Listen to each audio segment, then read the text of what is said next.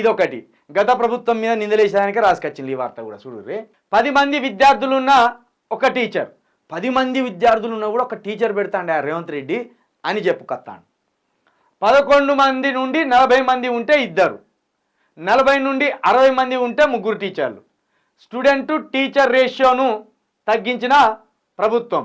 గత సర్కార్ ఇచ్చిన జీవోలు సవరణ. గతంలో 19 మంది వరకు ఒకటే టీచర్ ఉండే, 20 నుంచి 60 మంది ఉంటే ఇద్దరు ఉండే, 60 నుండి 90 ఉంటే ముగ్గురు ఉండే. చాలా తగ్గించుకొచ్చినా మేము. మాకు స్టూడెంట్స్ పట్ల, విద్యా వ్యవస్థ పట్ల మాకెంత చిత్తశుద్ధి ఉంది అని చెప్పుకునే ప్రయత్నం ఇది. సిగ్గులోనినోడా ముందు టీచర్లు ఎంతమంది, స్టూడెంట్లు ఎంతమంది కాదు, ఎంత నాణ్యమైన విద్య ఇస్తున్నావు, ఎన్ని నాణ్యమైన స్కూళ్ళు ఉన్నాయి, ఎంత నాణ్యమైన సౌకర్యాలు ఉన్నాయి, గది చూపిరా మీకు సిగ్గుంటే.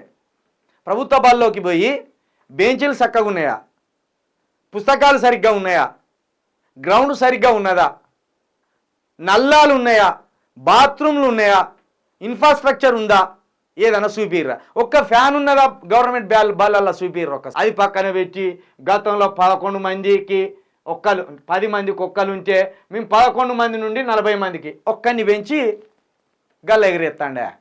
గతంలో 10 మంది విద్యార్థులున్న 10 మంది విద్యార్థులున్న ఒక టీచర్ అన్నారు కదా. గతంలో ఏందట 19 మంది ఉంచేనట. అంటే 9 మందిని తగ్గించు, ఇది మాకు ఘనకార్యం అంటాను.